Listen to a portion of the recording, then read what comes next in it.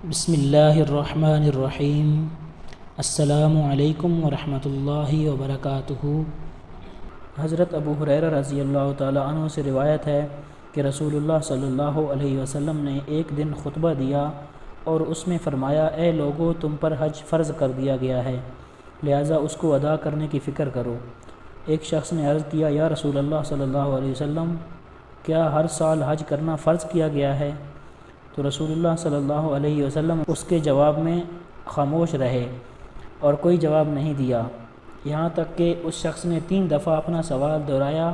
تو آپ صلی اللہ علیہ وسلم نے ناگواری کے ساتھ فرمایا، اگر میں تمہارے اس سوال کے جواب میں کہہ دیتا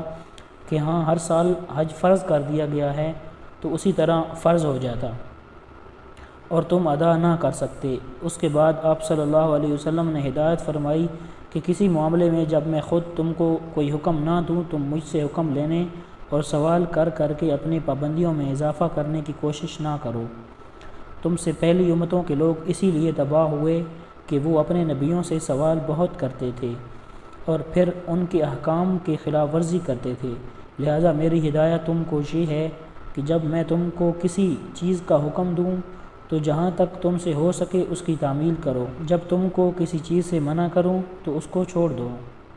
حضرت عبداللہ بن عمر رضی اللہ تعالیٰ عنہما سے روایت ہے